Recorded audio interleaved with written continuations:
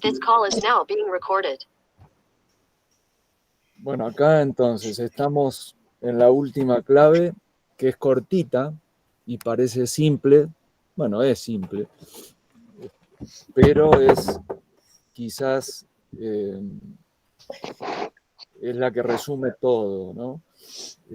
Por eso, por ser la última y la que resume todo, es una clave súper importante. Y bueno, entonces amerita que la leamos, y aprovechando que es corta, me parece que leerla está bueno, leerla completa. Así que si alguien tiene ganas de leerla, levante la mano, si no la leo yo, o bueno. No sé, Graciela, ¿tendrás ganas de leerla vos? No. Sí, cómo no. Bueno, No. Lo voy a buscar en mi telefonito para verlo más cerca. Ah, ¿te es fácil? ¿Te es fácil leerla? Sí, ya me estoy comunicando con ella. Bueno. Ahí está.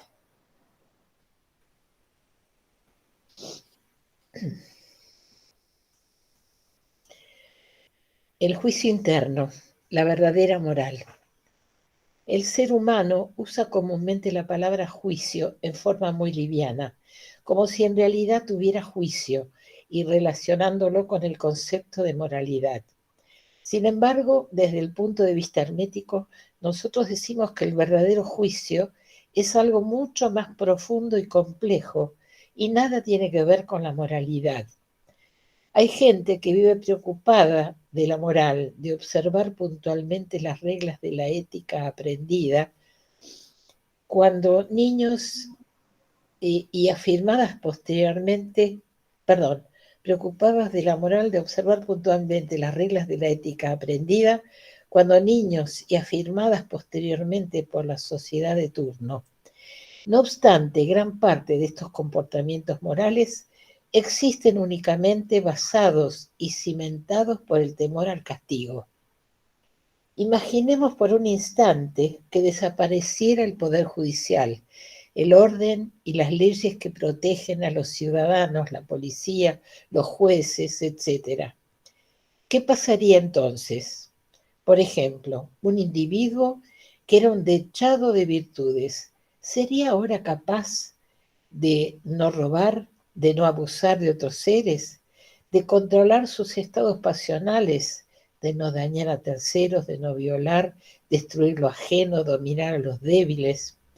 ¿Sería capaz de hacerlo ahora sabiendo que no existiría castigo alguno?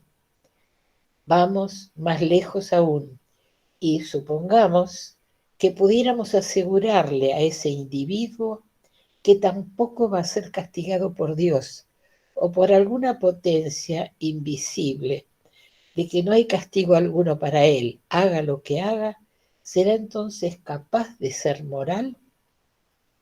Esa es la verdadera moral que preconiza el hermetismo y que llamamos juicio interno, puesto que no se basa ni apoya en castigos ni restricciones externas, sino que nace de lo más profundo del alma estudiante, gracias a los esfuerzos realizados por elevar el nivel de conciencia. La ciencia hermética no dicta reglas morales en el sentido de los 10 mandamientos, que prohíben o permiten hacer ciertas cosas, sino que cada estudiante debe elaborar desde su propio juicio interno su moral y su ética de actuación. Si se impusiera cualquier tipo de mandamiento, aquello no sería otra cosa que una ordenanza para irresponsables. Si se amenaza a un individuo con el castigo, es porque esa persona no tiene conciencia de lo que hace y necesita el temor de un castigo por faltas cometidas.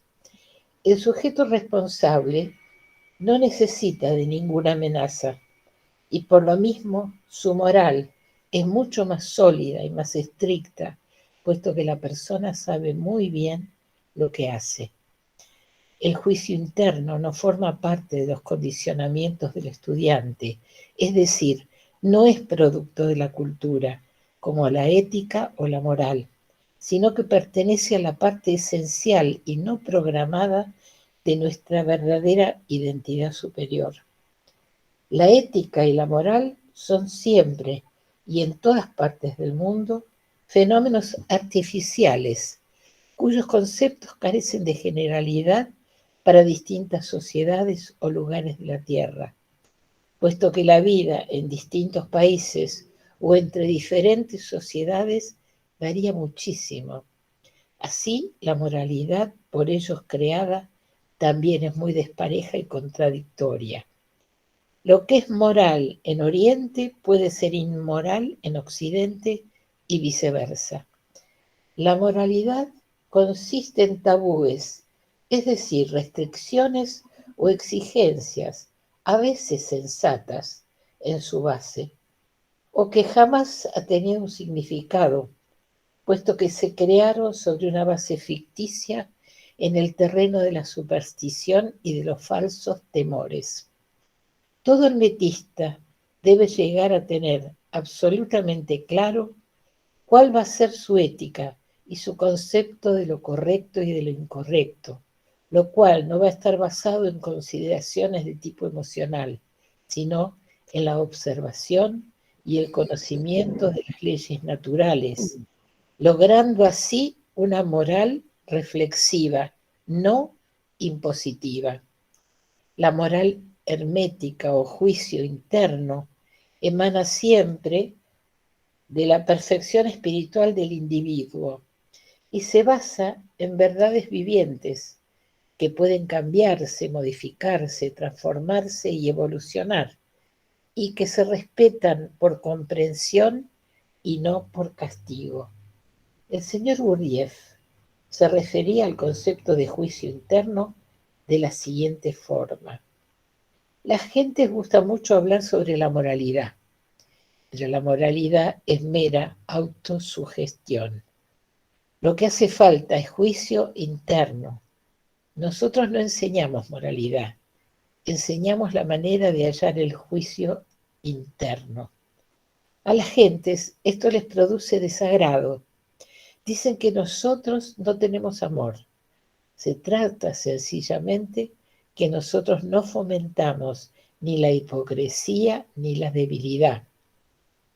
Al contrario, nosotros arrancamos todas las máscaras.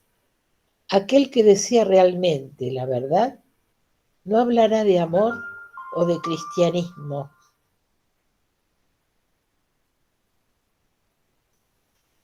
porque sabe cuán lejos se encuentra de todo eso.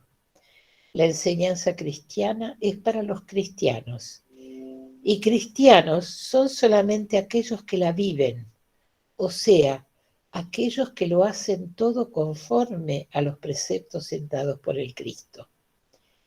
¿Viven conforme a los preceptos de Cristo todos aquellos que tanto hablan de amor y de moralidad? Por cierto que no. Todos aquellos que tanto hablan de amor, perdón, pero siempre se hablará de esto y siempre habrá gentes para quienes las palabras son lo más precioso que puede haber. Pero esta es una señal verdadera. Quien habla en esta forma es un hombre vacío. No vale la pena malgastar el tiempo con él. La moralidad y el juicio interno son dos cosas muy diferentes. El juicio interno no puede contradecir a otro juicio. Una moral puede siempre, muy fácilmente, contradecir y negar por completo a otro. Un hombre lleno de topes puede ser muy moral. Los topes pueden ser muy distintos, o sea que dos hombres muy morales pueden considerarse el uno al otro sumamente inmorales. Por lo general, esto es algo inevitable. Cuanto más moral se considera un hombre a sí mismo, más inmoral considerará a su prójimo. Todo el camino espiritual es una lucha para separar la voz de la individualidad luminosa, de la voz del alma animal, hasta adquirir lo que podríamos llamar el instinto de lo correcto, que es el primer chispazo de la intuición espiritual que nos conducirá paulatinamente a apoderarnos del juicio interno. Todo crecimiento del espíritu, que es la verdadera evolución, se corresponde con un crecimiento de la parte animal del individuo, ya que la bestia es la sombra del espíritu. Algunos creen que hombres de la espiritualidad de Jesús o de Moisés, por ejemplo, no habrían tenido defecto alguno en circunstancias que a su tremenda esencia espiritual se correspondía una sombra acorde. Lo que sucede es que ellos lograron elevarse por sobre sus defectos, dominaron así el alma animal y se pusieron en contacto con su juicio interno. Esto es lo que se representa con la figura de Jesús montado en un burro, el iniciado dominando y manejando a su animal. Este cuento que viene a continuación dice muchas cosas entre líneas para lograr comprender esta verdad. El retrato de Moisés, cuento del Talmud. El mundo entero se encontraba asombrado y conmovido por el milagro del Éxodo. El nombre de Moisés estaba en los labios de todos. Noticias del grandioso milagro llegaron también a oídos del sabio rey de Arabistán. El rey llamó al mejor de sus pintores, le ordenó que fuera a donde Moisés se encontraba, que pintara su retrato y que se lo trajera. Cuando el pintor hubo regresado, el rey reunió a todos sus sabios, hábiles en la ciencia fisonómica, y les pidió que describieran por el retrato el carácter de Moisés, sus cualidades, inclinaciones, hábitos, así como el origen de su milagroso poder.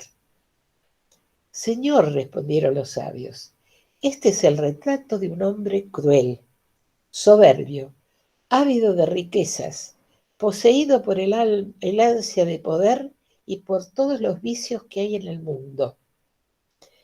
Estas palabras provocaron la indignación del rey. ¿Cómo puede ser posible, exclamó, que ese hombre cuyas maravillosas hazañas asombran a todo el mundo pueda ser así? Se inició una discusión entre el pintor y los sabios.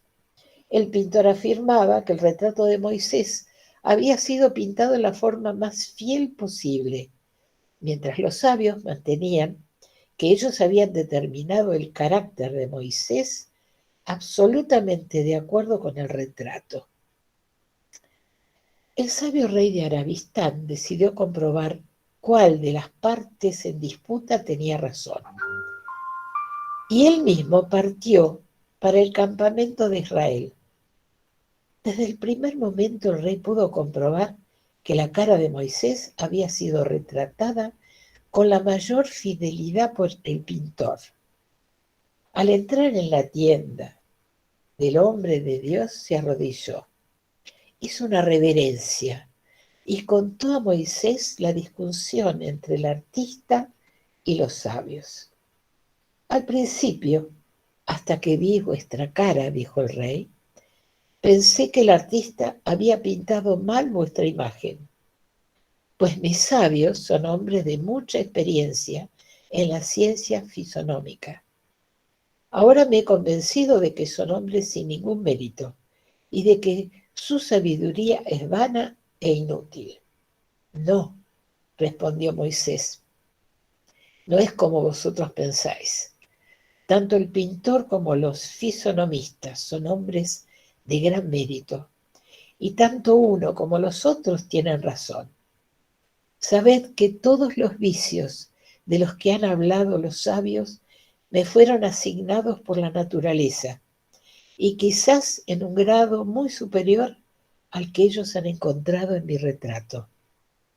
Pero yo he luchado contra mis vicios durante mucho tiempo, desplegando mi mayor fuerza de voluntad hasta dominarlos y desterrarlos de mí, logrando así que todo lo que les era contrario se convirtiera en mi segunda naturaleza.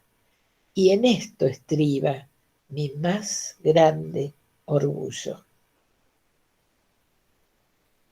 Si logramos en este instante conectarnos con nuestro juicio interno, tenemos la posibilidad de quintaesenciar estas claves, extrayendo de ellas la lección que pretenden entregar. Como hemos llegado al final de esta exposición, en las siguientes líneas trataremos de unir en un todo coherente el mensaje esotérico de estas 22 claves del despertar.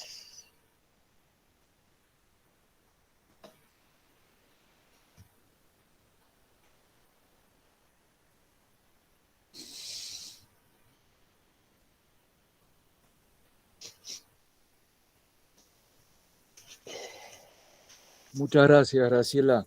Al contrario, muchas gracias por permitirlo. Bueno, lo que habla acá de las siguientes líneas es un resumen de las 22 claves que no sé si está...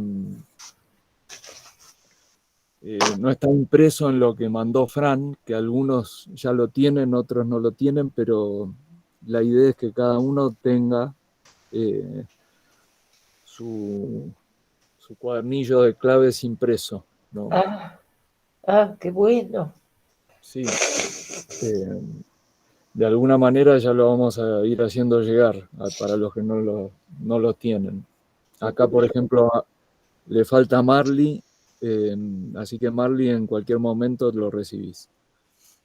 A mí me falta también, no sé por qué no lo tengo impreso, pero yo lo tenía impreso de hace años. Y me di cuenta ayer que cuando terminó la frase, di vuelta a la hoja y había una hoja en blanco.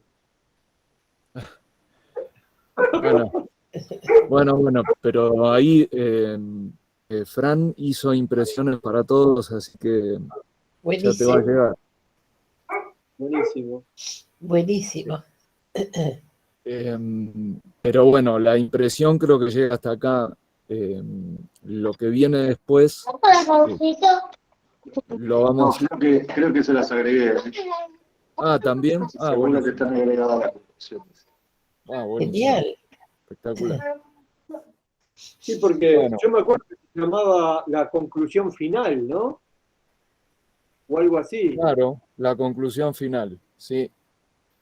Sí. Que va clave por clave también. Pero bueno, es importante esto, ¿no? Es lo más importante, quizá, Sí. entender esta última clave. Porque la última clave habla del juicio interno, ¿no?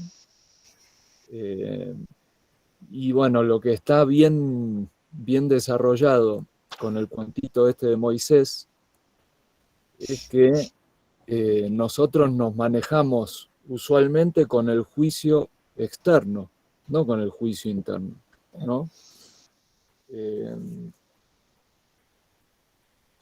Y si nos manejamos con el juicio externo, sería lo mismo que querer entender el mundo que vemos sin nuestros sentidos, una cosa así, ¿no? Como poniendo la inversa, ¿no? Una persona que quiere comprender el mundo sin sentidos, ¿no? Eso sería lo mismo para nuestra visión, ¿no? Este trabajo de la filosofía hermética, sería lo mismo querer comprender el hermetismo si nosotros estuviéramos viviendo en este mundo con un cuerpo y ninguno de nuestros 5 sentidos funcionara. Es exactamente igual. Si nosotros solamente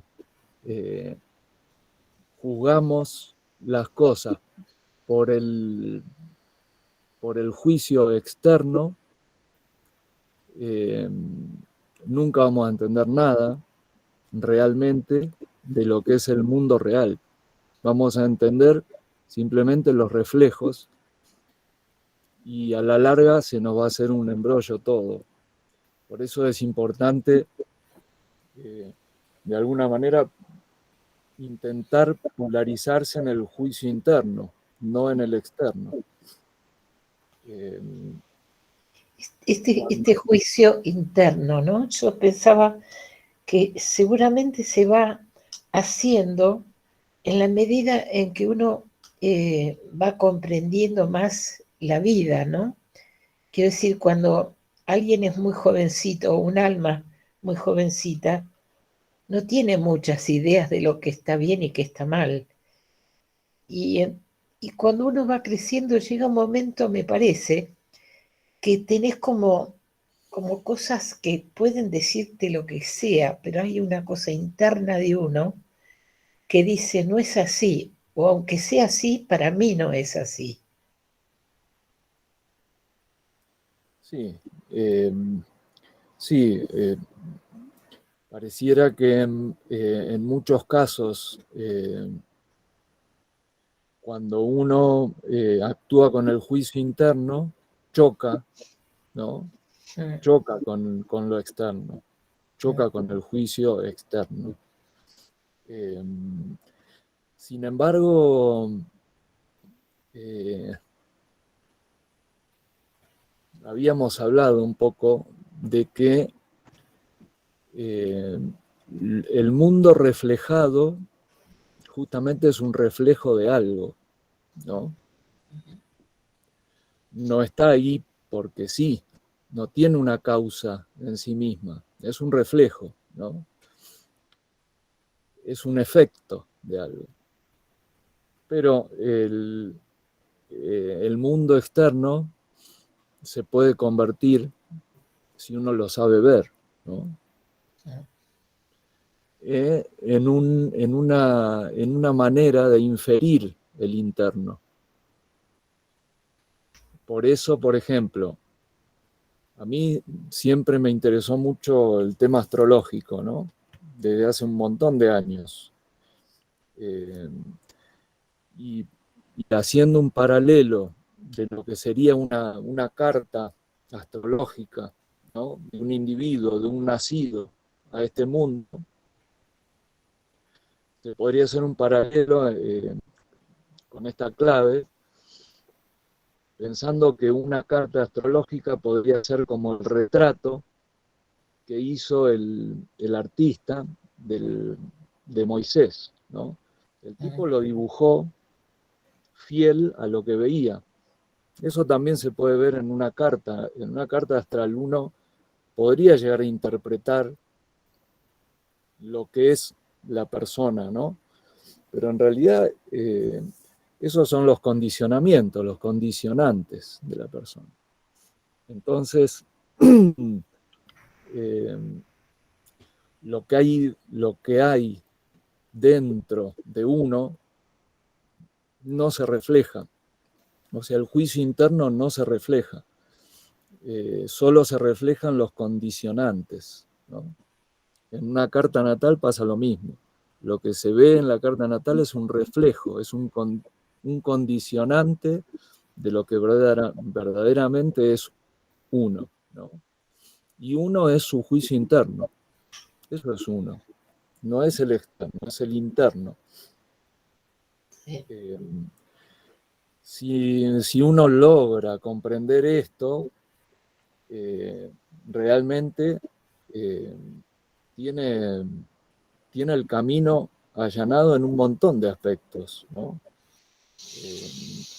Porque ya lo que suceda afuera lo va a afectar de otra forma. Lo va a afectar, como decimos, por inferencia, no lo va a afectar directamente. O sea que ya no va uno a decir esto que me pasó es bueno, está buenísimo lo que me pasó, y esto otro que me pasó está malísimo, ¿no? Eso es como que estaría dentro de lo que sería lo ético y lo moral, hacer un juicio de valor externo por lo que pasa afuera, ¿no? Cuando uno empieza a desarrollar el juicio interno, el juicio de valor externo tiende a desaparecer, ¿no? Tiende a desaparecer. Y lo que hay es una tendencia, una orientación a comprender de una forma sintética por inferencia, ¿no? Por inferencia. Siempre, digamos, uno emite hacia afuera, percibe el externo y eso vuelve adentro y uno lo elabora por inferencia, ¿sí? Y entonces, tanto lo que sale como lo que entra se elabora internamente, ¿no? Entonces, el exterior pierde poder. El exterior pierde poder. Eso tiene que ver con el juicio interno. Por eso ahí sí, si lo vemos nosotros desde un punto de vista electromagnético, ¿sí? Uno se convierte en emisor y en receptor a la vez, ¿sí? Da vuelta el proceso, ¿no? En cambio, cuando uno solo recibe o solo entrega, no hay un proceso de elaboración interno, o sea, no hay proceso de juicio interno, ¿sí? Hay como una especie de separación.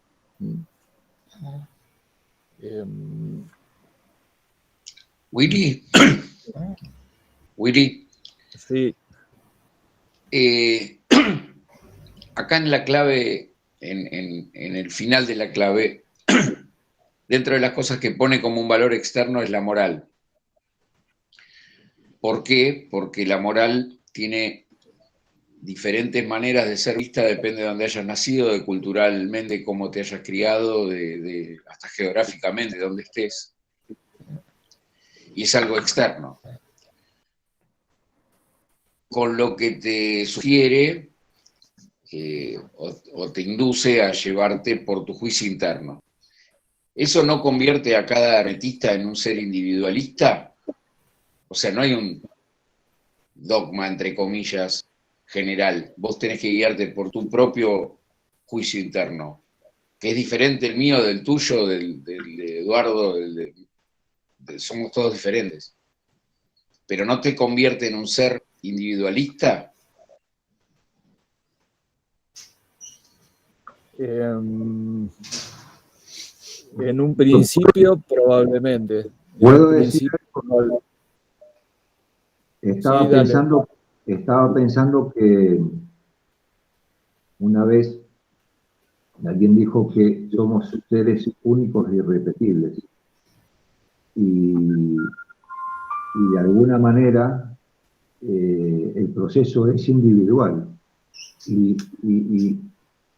Y respecto del juicio interno, claro, cada uno estamos condicionados antes del despertar, durante y hasta que uno vaya aumentando su nivel de conciencia, por el medio geográfico, por el entorno, por las situaciones, por todo lo que vamos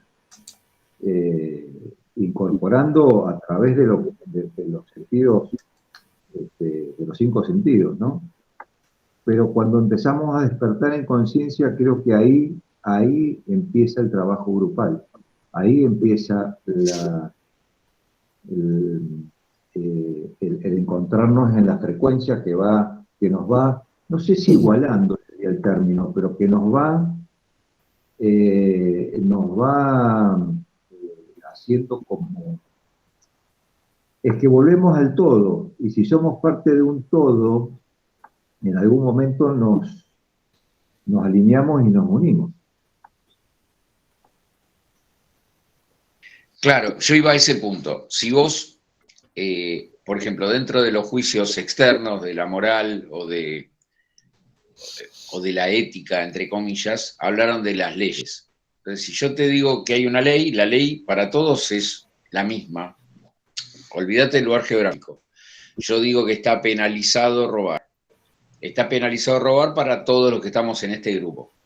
Ahora, si yo me baso en mi propio juicio interno, quizás una situación particular de un robo yo la veo de una manera y vos de otra, o la tenemos diferentes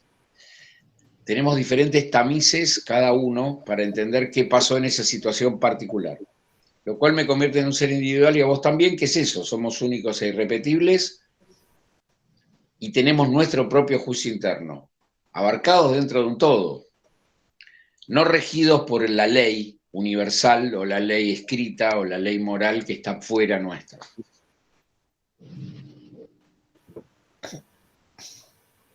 Está bien. Eso es lo que dice, eso, o sea, está de alguna manera diciendo lo que dice la clave, ¿no? Pero vos a la vez hiciste una pregunta de que es si esa actitud, ¿no?, del juicio interno no nos convierte en individualistas, ¿no? Y es una pregunta, sí, es una pregunta interesante. A mí me da la impresión de que, como decía, yo había hablado recién de esto, de que uno, cuando comprende lo que es el juicio interno, se convierte en emisor y en receptor a la vez. Ahora, si uno solamente es receptor o es emisor o está en desequilibrio respecto de eso, ahí sí se puede uno convertir en individualista, porque, por ejemplo, ¿qué puede pasar? Prácticamente, si una persona se rebela contra el orden social, ¿no? Se rebela contra el orden social individualmente, de alguna manera se aísla, ¿no?, de su sociedad, de su entorno, se aísla. Si uno, está bien, esa es una situación, ¿no? En ese caso uno se aísla y se convierte en un individualista. Bueno, pero si vos te aislás de la sociedad, ¿no?, y te convertís en individualista, hay muchas opciones respecto de esa estrategia o de esa actitud, ¿no? Porque si vos te aislás de los demás, vas a perder, por ejemplo, el aporte o la ayuda que podrías estar recibiendo de los que tenés alrededor, ¿no? Entonces te vas a tener que valer por vos mismo para sobrevivir, por ejemplo, ¿no? Bueno, eso tiene o sea, se puede hacer un análisis, no está ni bien ni mal, simplemente que si uno se encuentra en esa situación, va a vivir una experiencia distinta, ¿no?, que lo puede llevar a ¿qué? Y lo puede llevar a decir, bueno, yo estoy en contra de las leyes que se me están imponiendo sociales, y entonces voy a intentar, como yo estoy en contra, voy a intentar convencer a algunos para modificarlas, ¿no? Quizás puede ser una estrategia, quizás no. Quizás me encierro en mí mismo y digo, bueno, me hago autosuficiente con lo que yo tengo y me la banco, ¿no? Bueno, hay un montón de situaciones que se pueden generar. Si uno piensa que las leyes, ¿no?, sociales, culturales, como uno quiera llamarle, que lo rodean, no son las que uno cree de acuerdo a su juicio interno, si querés, ¿no? Y bueno, se puede asociar con otros e intentar, si quiere, modificarlas, o no, o recluirse en un lugar y defenderse de lo que uno no quiere, ¿no? Son todas estrategias. Quizá yo lo veía, a lo mejor no llevándolo tan al extremo. Acabamos de leer o estamos terminando un curso de 22 claves que están escritas, que están afuera nuestro, están escritas. Nosotros las leemos todos y estamos todos de acuerdo con estas 22 claves, los conceptos que nos dieron y lo que nos aportaron. Ahora, en nuestro juicio interno, cada uno las vivió diferente. Porque cada uno va a hacer hincapié en algo que considera su propio juicio interno que tiene más valor que otra cosa. O sea, eso nos individualiza a todos los que hicimos el curso. Nos unen las leyes, entre comillas, que dictan las 22 claves. Pero nosotros internamente, a lo mejor yo pregunto ahora, ¿qué es lo que más te resonó? ¿O qué es lo que hizo que te cambiara algo o te modificara algo de tu vida cotidiana en las claves? Y para todos es diferente. Creo que va más ahí al juicio interno. O sea, el juicio interno nuestro, de todos nosotros, va a ser distinto, incluso en esto que estamos absolutamente todos de acuerdo, que es hacer las claves. Eso enriquece, me parece. Te convierte en individualista, no lo dije como algo despectivo, es como tenés que confiar en tu propio juicio interno y sos individual. Está perfecto el planteo. Hay una, y acá, o sea, el planteo tuyo nos lleva al kit de la cuestión, porque si uno no está muy convencido, por ejemplo, ¿no? Por eso el juicio interno, ¿no? Si uno no está muy convencido de que cuando uno va hacia adentro encuentra una conexión verdadera que une espiritualmente a todo el universo, ¿sí? Si uno no tiene esa certeza, probablemente ahí, no sé, ahí estamos en un tema, ¿no?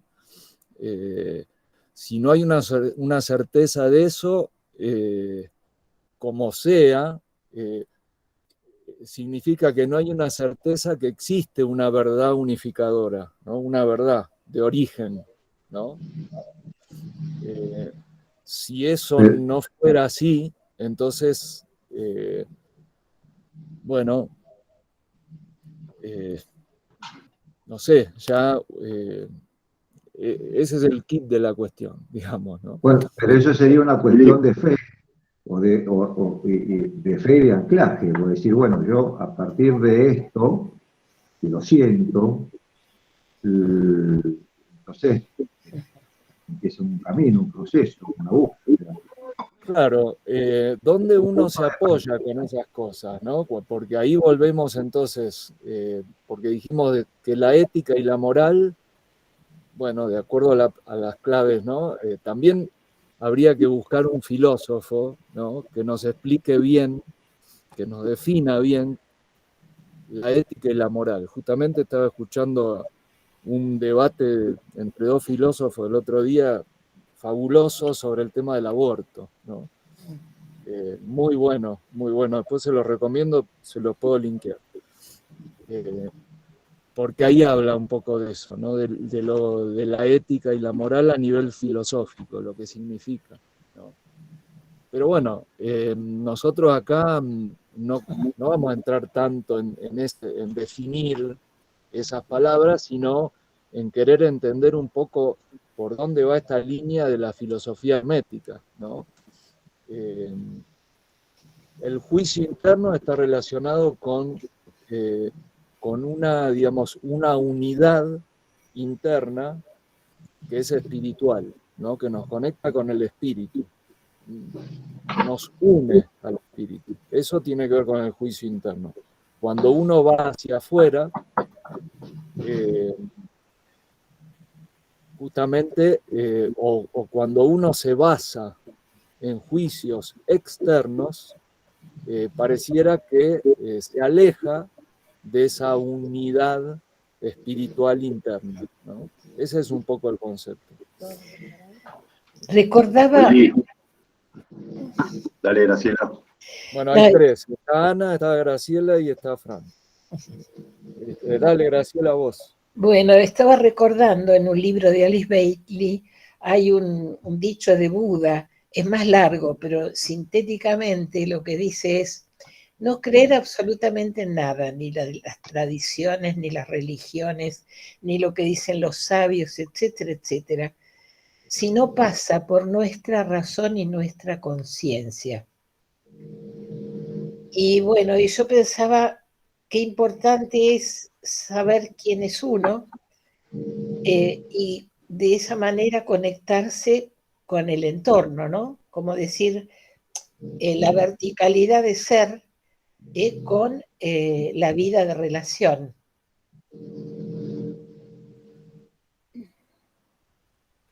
Bueno, sí. Por eso cuando uno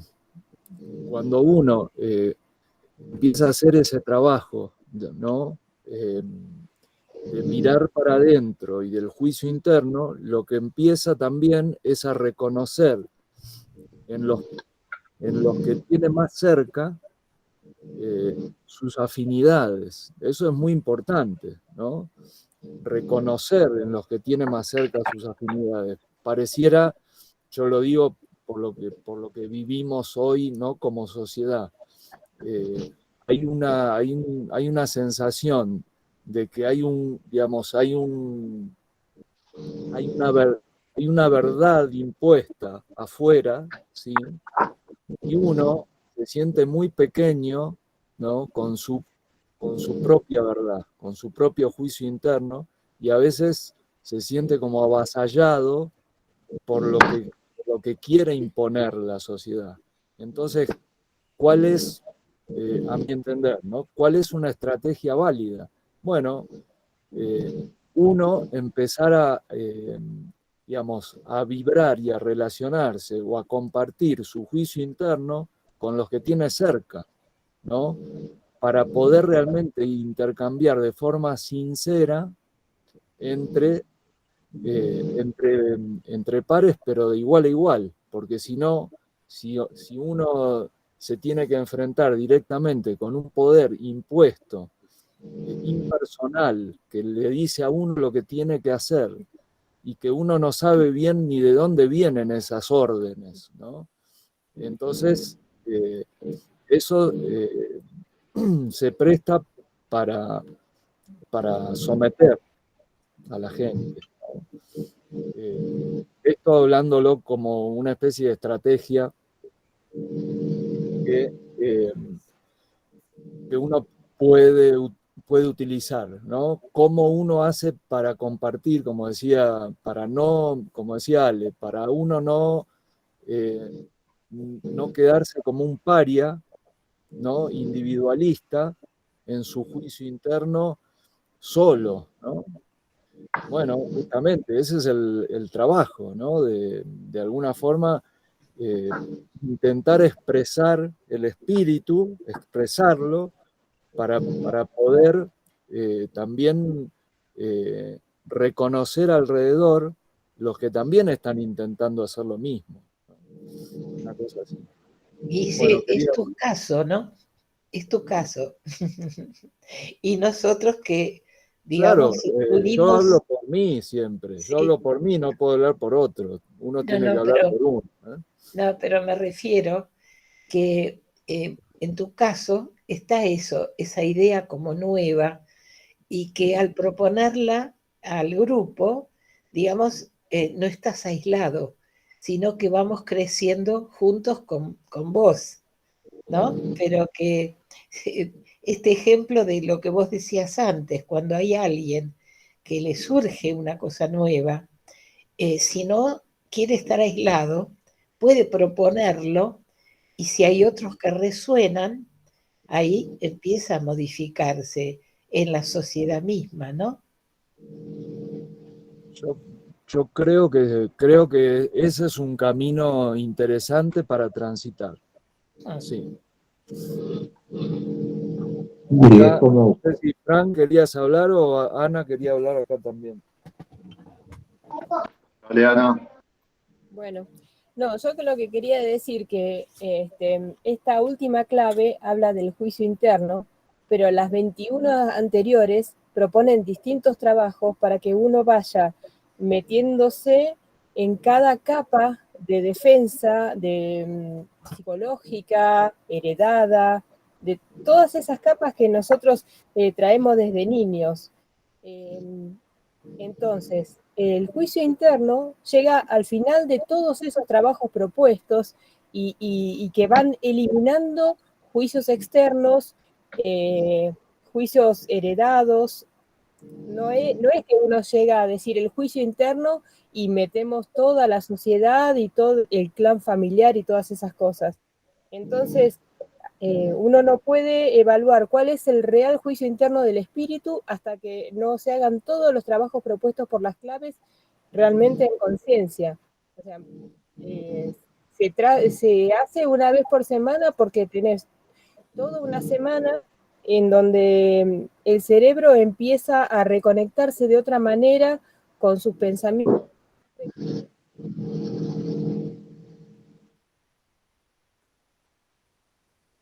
se le cortó. Conociendo los distintos otra cosa que se ha desarrollado paralelamente, que es el poder personal.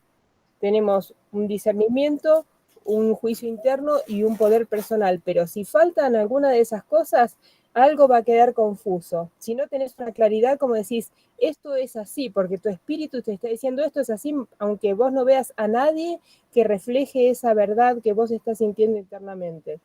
No es una cosa así que podamos evaluarlo intelectualmente, sino que se llega a través de todo este trabajo y haciendo los ejercicios y sabiendo que el trabajo del hermetista es bastante solitario y que, bueno, tenemos la oportunidad de conectarse con un montón de gente que está haciendo un trabajo hermético y llegar a una cosa más comunitaria, pero que hace muchísimos años era un trabajo muy solitario, que vos tenías que enfrentarte con la gente que te iba a tratar de loco, de raro, y bueno, ser un paria en la sociedad. No, eso quería decir. Gracias. Yo lo que quería comentar y un poco en relación a la consulta que había hecho, o el comentario que había hecho Ale, que son dos temas. Primero, digamos, tenemos que tener bien en claro, es difícil, ¿no? Pero tenemos que tener bien en claro las palabras, ¿no? Entonces, el significado y hacia dónde van las palabras. Por ejemplo, en lo que decía Graciela, que creo que una frase de Buda o algo, entenderlo con la razón y la conciencia. Bueno, ¿qué es la razón? ¿Qué es la conciencia real, digamos? ¿Qué quiso decir con eso, no? Y después, en relación a lo de Ale, y también teniendo en cuenta esto de las palabras y cómo se procesan las palabras en nuestra cabeza, hay una frase acá en la clave que dice, que también lo pasamos en las preguntas, que dice, el juicio interno no forma parte de los condicionamientos del estudiante, es decir, no es producto de la cultura. Entonces, nada, digo, tener en cuenta, tratar de tener en cuenta de dónde provienen las palabras y cómo leer estos textos, viste, que se dice de leerlo con la sangre, ¿no? Y que sería tratar de no pasarlo por el filtro de nuestra cabeza, ¿no? Porque ahí en la cabeza es todo lo aprendido, todo lo cultural que tenemos. Entonces, hay que tener muy en cuenta, me parece eso, la interpretación del texto, ¿no? Por dónde pasarlo. Y bueno, ahí me parece que está el tema del juicio interno. Sí, está bueno, muy bueno lo que dijiste, Fran.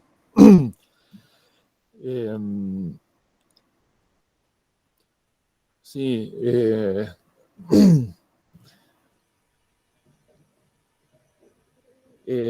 sí, bueno, surgen muchos signos de interrogación, ¿no? Uno intenta siempre querer entender las cosas con la cabeza y realmente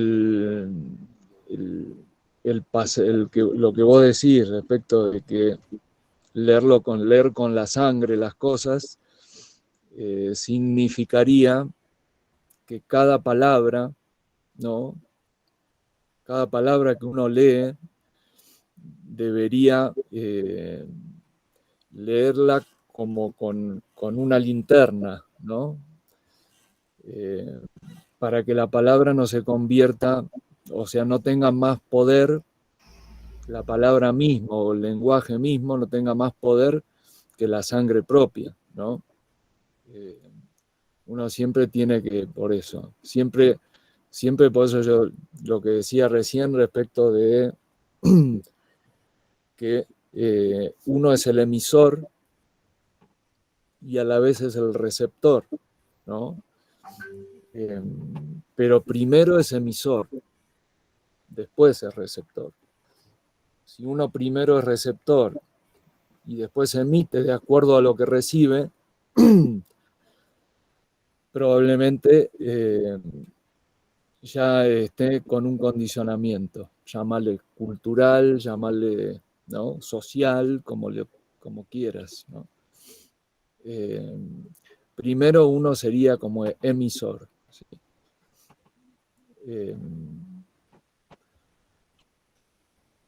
Para justamente fortalecer su conexión, ¿no?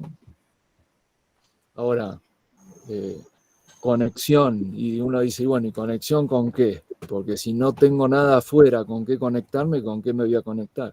Y bueno, eso da un poco de vértigo, ¿no? Da un poco de vértigo.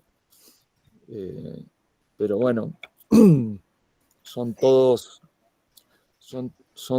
conceptos inspiradores, ¿no? Me gustó muchísimo esto de comprender con la sangre, ¿no? Como que completa. Yo creo que es muy importante, digo, porque yo he sido una persona muy sometida y me costó mucho confiar en mi juicio, ¿no? Pero yo creo que es importante confiar en uno, pero al mismo tiempo tener una cabeza abierta para las cosas que dicen los demás, ¿no? Porque si no, uno se pierde también de sí mismo, si no cree en su propia razón y su conciencia. Y ahora agrego la sangre. Yo recuerdo que un terapeuta que tuve, yo le decía que de experiencias de otras vidas. Y él me lo negaba, y me decía, bueno, no, eso no podés demostrar de que existe. Bueno, digo, a ver, vos demostrame que no existe. Bueno, tampoco te lo puedo demostrar. Digo, bueno, mientras yo no encuentre otra respuesta, para mí esto va a ser el recuerdo de otra vida, pero no me cierro a creer que esto es así nada más. Pero mientras tanto, es bueno tener como una razón de creer en lo que uno piensa así profundamente con la sangre, ¿no? Bueno. Sí, sí, eso es es otro tema, ¿no? Para desarrollar. que también tiene que ver con una estrategia, ¿no? En definitiva, vos, Graciela, ¿no? Vos decís, bueno, está bien, demostrame que lo que yo recuerdo de otras vidas no es real, o eso no es real. Para vos es una estrategia, ¿no? Si uno realmente tiene un recuerdo claro de algo que le pasó y no lo puede... no es algo que le pasó en esta vida, y es un recuerdo que uno tiene, obviamente que de algún lado viene, ¿no?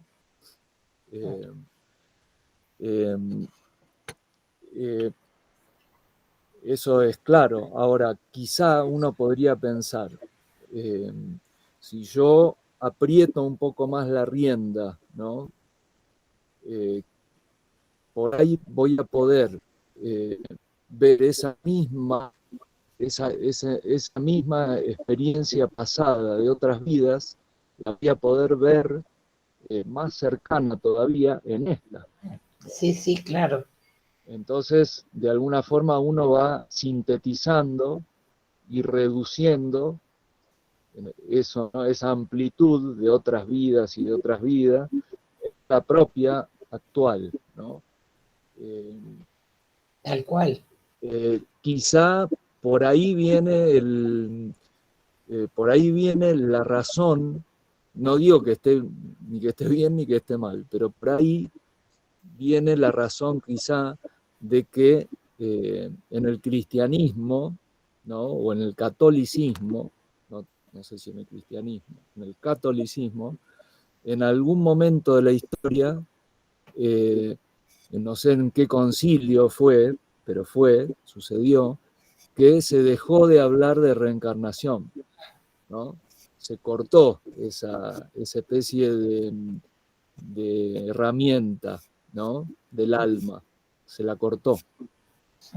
Porque de alguna forma lo que quiere hacer, lo que intenta, pareciera hacer el catolicismo es de alguna forma empezar y terminar el trabajo en una sola vida, ¿sí? Sí. Una cosa así, ¿no? Bueno, esas son todas cosas que uno puede ir tratando de analizar, ¿no? De comprender. Con la sangre mejor, si es con la sangre mejor, porque cuando uno habla de con la sangre, realmente está metiendo toda la carne al asador, no solo la cabecita, ¿no? Todo, absolutamente todo. Bueno, esos son todos temas súper interesantes para meterles el foco de la linterna, ¿sí? Sí, sí. Bueno, es muy sintética la clave y es muy, sintetiza todo, ¿no? El tema del juicio interno sintetiza absolutamente todo. Podríamos, si tuviéramos el tiempo, podríamos agarrar cada una de las claves y meterlas adentro, hacerlas pasar por esta cuestión del juicio interno a todas, ¿no?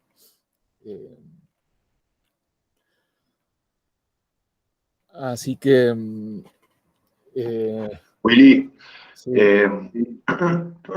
hay una parte que está buena de ahí de clave que dice todo crecimiento del espíritu, que yo entre paréntesis le puse despertar, ¿no? Que es la verdadera evolución, se corresponde con un crecimiento de la parte animal del individuo, ya que la bestia es la sombra del espíritu, ¿no?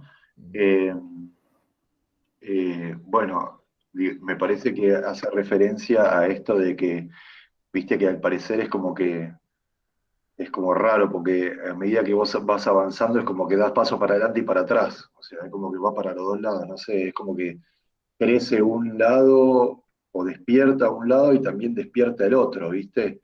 Eh, esto de alguna forma de, no sé, como de la onda electromagnética, que si va para un lado también va para el otro, entonces eh, interesante de que no es que es como que el camino se hace difícil, pero hay que aprender a manejarlo, ¿no? Eso, digamos. No es que a medida que uno va de alguna forma avanzando en este despertar, lo otro va quedando atrás y se hace cada vez más fácil. Es como que tenés la contraparte también que va creciendo también, pero uno tiene que ir aprendiendo de alguna forma a manejar esa contraparte, ¿no? Pareciera que es lo que dice. Sí, sí, eso es así y en el desarrollo de las claves nosotros lo podemos ver como lo que se llama el desdoblamiento hermético, ¿no? Cuando uno se desdobla, lo que ve es un monstruo. Eso es lo que ve. Es un monstruo. Una vez que lo viste, viste que cuando uno, no sé, si uno tiene que domesticar a un animal, bueno, cuesta, ¿no? Pero en definitiva lo domestica. Obviamente que sí, que a medida que uno va reconociendo cómo es este camino, obviamente que las cosas no se simplifican. Se empiezan como a mostrar como realmente son. Y bueno, y este mundo, si uno lo ve, digamos, lo empieza a ver como lo que realmente es, obviamente que no es un mundo, a ver, ¿cómo llamarle? No es, es un mundo camuflado, de alguna forma, ¿no? Es un mundo que tiene como almohaditas, almohadillas, ¿no? Para que nosotros no veamos la cruda verdad. Entonces, mientras uno se mantiene con la almohadilla, con las almohadillas, no pasa nada. Ahora, cuando se van sacando las almohadillas, empieza el roce, y sí, obviamente que se empieza a ver realmente lo que es, pero cuando uno empieza a ver realmente lo que es, también tiene mayor, no sé, tiene más capacidad también para enfrentarlo y dominarlo, ¿no? Dominarlo de alguna manera. No sé, llamarlo dominarlo o cómo es cuando Resistir, uno... ¿eh? resistirlo. Es como domar un caballo. Es domar un caballo, ¿no? Es domar un caballo, una cosa así. No y trascender. Es que de alguna manera nos vamos fortaleciendo, porque ir tomando conciencia, lo que lo que ya vos nos transmitiste, que es el mundo Atlante, donde prácticamente no hay ningún tipo de motivación y todo es inmediato y,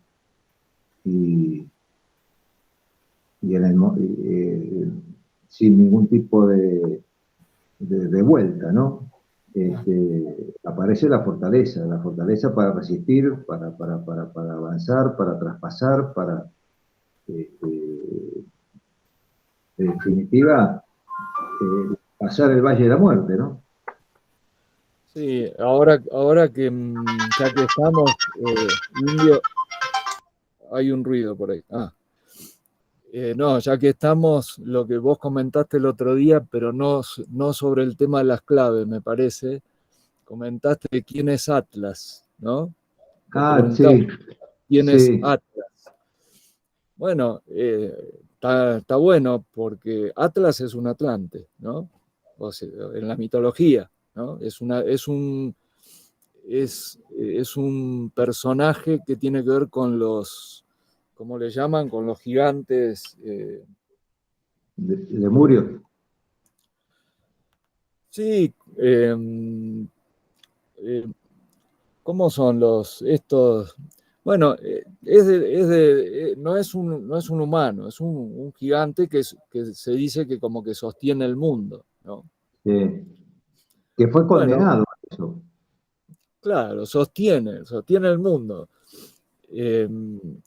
Y es interesante esa imagen de Atlas, porque Los titanes los titanes, claro, es un titán, los titanes. El Atlas es un titán, ¿no? Cuando uno no los ve, a los atlantes o al titán ese que sostiene el mundo parece livianito, de alguna manera, porque a uno ya lo están sosteniendo, ¿no? Ahora, cuando vos, viste, te asomás y lo ves que hay un titán que está sosteniendo, bueno, ya digamos que el mundo cambia, ¿no? Cambia todo, porque si a vos te están sosteniendo desde el piso y es un titán que te está sosteniendo, significa que lo que vos sos gracias a que el tipo está aguantando ahí abajo, ¿no? Y bueno, eso, digamos, cuando uno se da cuenta de eso, también se da cuenta que todo este mundo está sostenido por fuerzas que a primera fase no las vemos, ¿no? No las vemos. Tenemos que intentar, sacudiendo un poco los sentidos, intentar ver esas fuerzas, ¿no? Que si no, no generan tensión. Lo que decía Frank, a medida que uno va aumentando la capacidad de ver, de comprender, ¿no?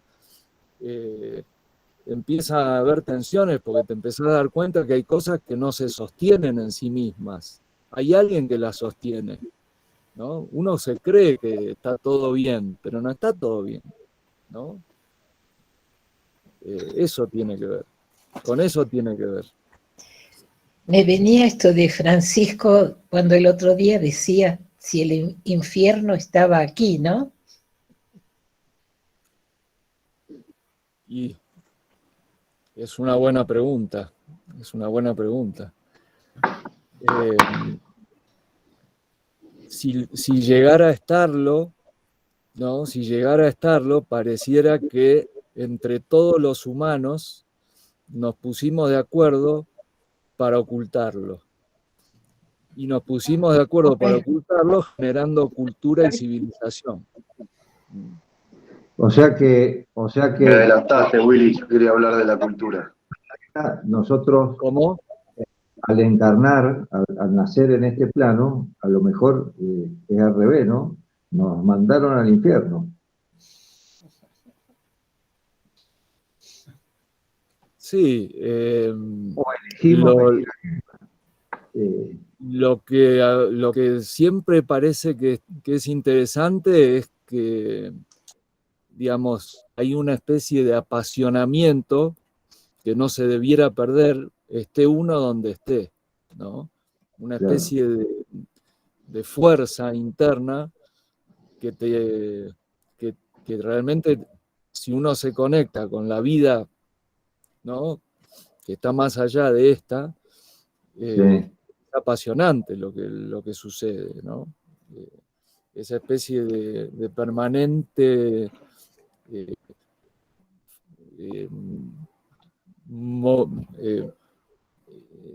no sé cómo llamarle, es una fuerza interna que hace que uno esté siempre, esté donde esté, porque si este es el infierno, bueno, que lo sea, pero hay algo dentro mío que no va a cambiar, esté yo acá o esté donde sea, ¿no? De alguna manera... Sí, justo. Como en vigilia, decís vos, como si fuera vigilia. Ponele, vigilia pareciera, sí, el estado de vigilia es un estado de estar atento y a la expectativa de lo que puede llegar a suceder, ¿no? Sí. Yo me refiero a algo más de acción, ¿no? Una cosa así. O una actitud. Perdón, justo Vero me decía recién que estábamos hablando de si estábamos en el infierno, y me dice, entonces también el cielo está acá. Claro, Bueno, claro, es eso, ¿no? claro, También. claro. Eh, sí, no, que te decía que te me adelantaste porque te iba a preguntar sobre la cultura, como para dejar picando para post claves. Eh, bueno, justamente qué es la cultura y al parecer eh, pareciera como es esto de, no sé, ponerle un aire acondicionado a la cárcel, ¿no? O colgarle un lindo cuadro, o, ¿no? Como colorear las paredes de la cárcel, de alguna forma, y sentir que estamos libres, no sé, ¿viste? Sí, Entonces, al parecer la cultura viene por ese lado. No sé, es una pregunta también, Willy. como para avivar los 5 sentidos externos, ¿no? O los 7 que hablaban de la otra vez. O sea, que los sentidos de nuestro cuerpo físico sean atrapados, ¿no? Sí, estuve como 10 días por Buenos Aires y bueno, ahora charlando de esto, ¿no? Me recuerdo una charla que tuve con una persona, un muy amigo de Mingo, de mi hermano. Él eh, me decía que, no me acuerdo bien cómo me dijo, pero me decía que uno, eh, para poder de alguna forma sostenerse en el sistema, ¿no?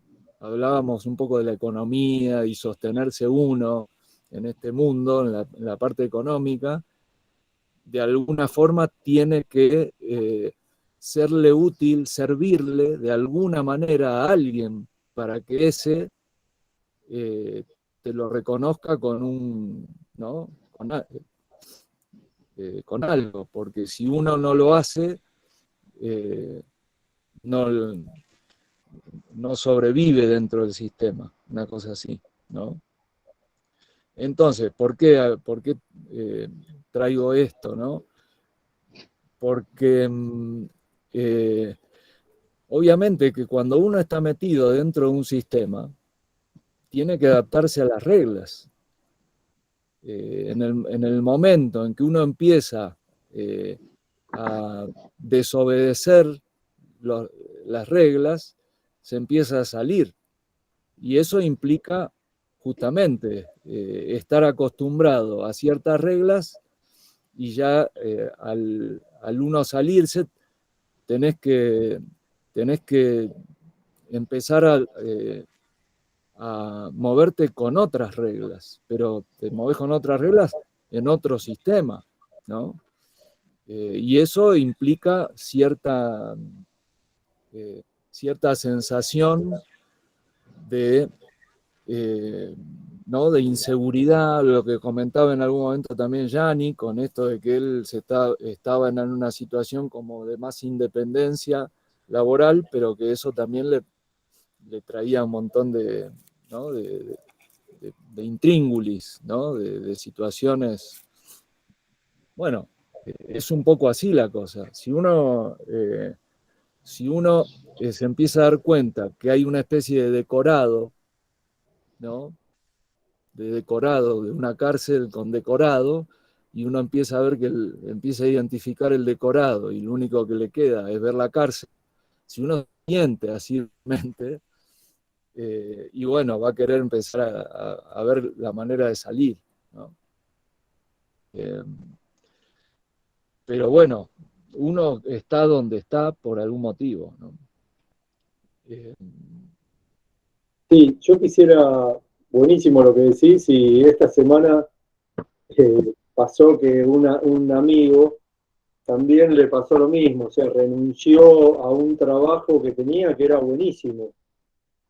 Era, es más, era el trabajo deseado para muchas personas porque era la profesión en la vocación que él tiene, todo, pero también es como que se dio cuenta de que era seguir dando vueltas como el hámster, ¿viste? Por la ruedita, ¿no? Y entonces dijo, bueno, voy a salir y voy a tratar de hacerla por mi cuenta, ¿no? O sea, de hacer lo que siento, y no seguir atrás de otro o de otra historia.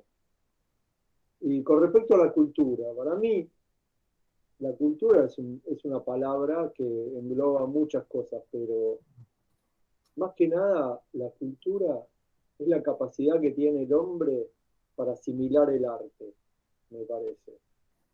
O sea, el arte es todo lo que hay alrededor, la visión, el escuchar, el sentir, cómo uno se siente ante una obra, ante un hecho, que puede ser musical, arquitectónico, pictórico, visual, sonoro, artístico, deportivo, la naturaleza. Y eso es la cultura, me parece, ¿no? Es lo que nosotros tenemos adentro que nos genera, no sé, la posibilidad de emocionarnos y sentir de todas maneras, ¿no? También como el juicio interno que hoy habla, porque hay diferentes tipos de arte y nosotros por ahí no estamos alineados con todas las tendencias. Pero Vayamos, perdón. sí. No, vayamos entonces para poder dejar claro el concepto de cultura, ¿no? Vayamos a lo etimológico, ¿no? A eso Porque, estaba pensando, de bueno, culto. entonces, Eso estaba cultura pensando. viene de cultivar algo, ¿no? Cultivar. O sea que, de acuerdo, o sea, la cultura en sí no es algo ni que esté bueno ni que esté malo, sino que uno está cultivando algo. ¿Qué es lo que uno cultiva? Ese es el concepto, ¿no? Y ahí tendríamos que hacer, poner el dedo, ¿no? ¿Qué es lo que uno cultiva? Y lo que vos Porque decís, ahí está la respuesta. Ahí está la respuesta. Guillermo, lo que vos decís, por ejemplo, me pasó esta semana. Mi hija me mandó fotografías que ella está haciendo y me parecen espectaculares y cómo se está abriendo camino por esa cuestión visual, ¿no? Y esa vocación. Y lo está haciendo también con su compañero de vida de toda la vida, de más de hace 15, 18 años que está. Y cuando la felicité y le dije que estaba muy orgulloso, ¿no? La palabra orgulloso no sé, le dije, no sé si está bien o mal, viste, ser orgulloso, pero realmente es lo que sentía, ¿no? Y ella me dijo, papá, es lo que tanto vos como mamá me enseñaron y me mostraron en la vida, o sea, vos me hiciste este camino, o sea, me llevabas a ver películas, cine, me comprabas libros, me diste tu cámara de fotos, o sea, y eso, ¿no? O sea, es como a una persona, por ahí la cultura se la cultiva. Mi viejo mismo, mi viejo a mí me dio me cultivó el dibujo, la música, los libros, o sea, pasión por la música, y por ahí etimológicamente viene de ahí, ¿no? Como que el cultivo es dentro del corazón de cada uno, dentro del interior. Bueno, perfecto, eso. Ahora hay otra manera, por eso las palabras, ¿no? Tienen muchas interpretaciones. Uno puede cultivar cosas que salen de adentro, pero también, fíjate vos, que también la palabra cultura tiene que ver con culto, ¿no? El culto, ¿no? Por ejemplo, el culto a un ser, ¿no? Entonces ahí también es otro tipo de interpretación de lo que es la cultura, que tiene que ver con el culto. Cuando uno, digamos, se forma una sociedad a partir de un culto, ¿no? De alguna forma, los integrantes de esa sociedad necesitan cierta adoración a ese culto, ¿sí? A ese culto. Eso también tiene que ver con cultura, ¿no? Entonces, ya, digamos, la misma palabra cambia, ¿no? La frecuencia, hablando de nuevo del electromagnetismo, ¿no? Cambia, porque ya no viene de adentro, sino que va hacia afuera y, bueno, no sé si viene de adentro. Entonces, bueno, todas esas cosas uno puede ir observando, porque nosotros recién la clave, ¿no? Hablaba de la clave, hablaba de Oriente y Occidente, y las culturas de Oriente y de Occidente, y cómo las culturas de Oriente y de Occidente tenían ética y moralmente muchas cosas que eran morales o éticas en Occidente no lo eran en Oriente y viceversa, ¿no? Y eso tiene que ver con el culto, ¿no? Que uno profesa, quizá, ¿no? A cierta especie de sistema civilizador, si se quiere, ¿no? Eso también tiene que ver con cultura. Ahí entra el juego Saturno. Ponele como controlador, sí. Claro. Sí, sí. Pero bueno, si vamos a hablar de Saturno, ya tenemos que hablar de una, ¿cómo se dice? Cosmogonía o teogonía o cultural, que viene, si vos hablas de Saturno, viene de los romanos, ¿no? Si hablas de Cronos, viene de los griegos. Si hablas no sé, quizás se lo puede relacionar con el Jehová del Antiguo Testamento, ¿no? También. Bueno, esos son todos conceptos que ya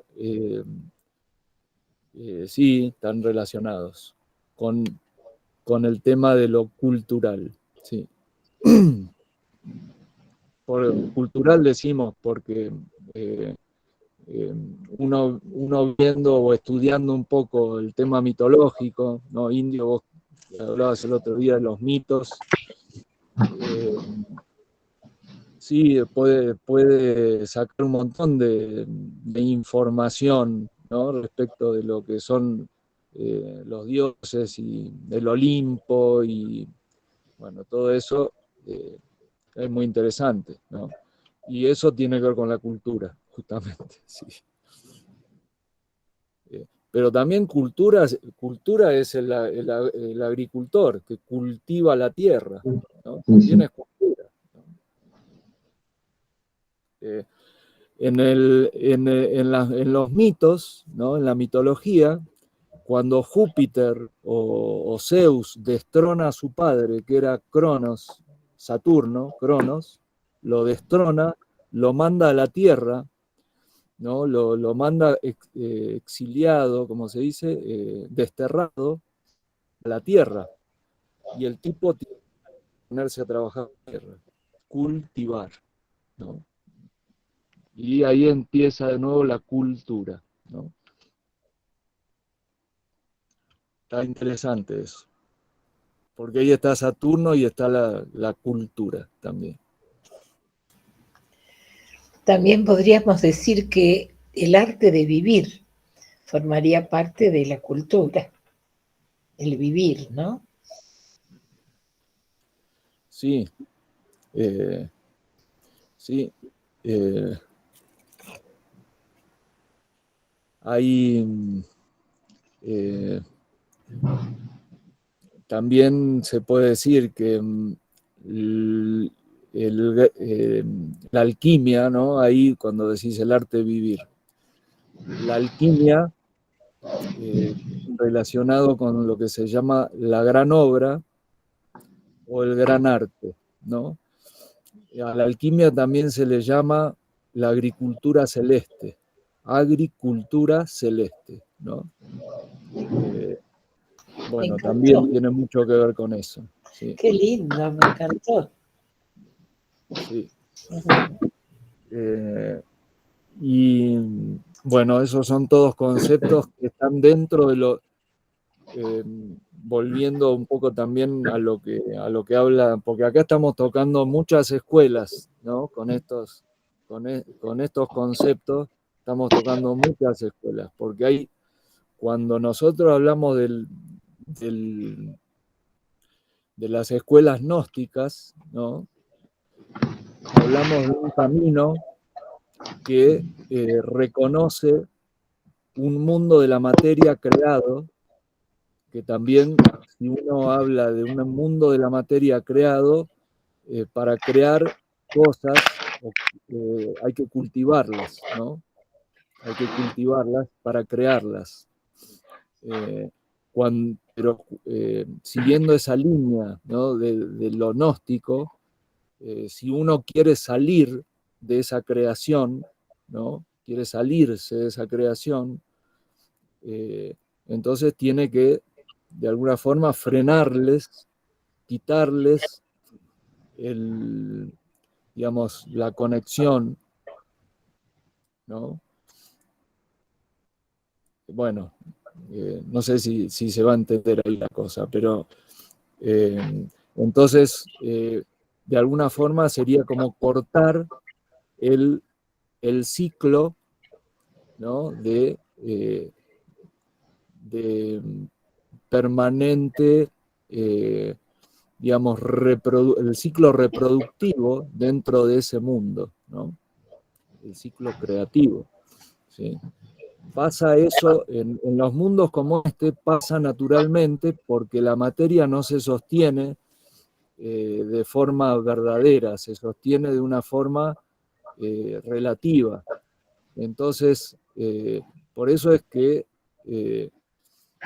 en la Biblia, vieron que la Biblia, que es un libro que tiene un comienzo y un fin, para un mundo, para este mundo, si se quiere, ¿no? Empieza con un diluvio, termina con un apocalipsis, ¿no? Representa como un ciclo completo dentro de un mundo, dentro de un mismo mundo. Pero ese ciclo completo puede empezar y terminar de forma indefinida, eterna. Ahora, si uno quiere, digamos, salirse de ese ciclo creativo, cultural, ¿no? De alguna forma, y bueno, tiene que cultivar cosas fuera del círculo, fuera de ese círculo. Eso también hablan algunas escuelas que tienen que ver con lo gnóstico, ¿no? Con el gnosticismo. Y nosotros de alguna forma estamos trabajando con estas claves, ¿no? Estamos trabajando en esa línea de lo gnóstico, en el sentido de gnóstico significa conocer, ¿no? La gnosis significa conocer. El agnóstico es el que no le interesa el conocer, de alguna forma. El que le interesa conocer tiene que saber que cuanto más uno conoce, y bueno, acá las cosas se complican cada vez más, se complican las cosas, ¿sí? No se acomodan, no se acomodan a un orden, se complican, pero se liberan a órdenes de otro tipo, ¿no? O sea, se alinean con órdenes de otro tipo, ¿sí? Y eso siempre implica un sacudón, implica una desestabilización de una inercia de una comodidad que uno siempre busca tener, ¿no? Y de repente se da cuenta que, bueno, uno está yendo en contra de la marea, ¿no? En contra. Y bueno, todas esas cosas son parte del proceso, ¿no?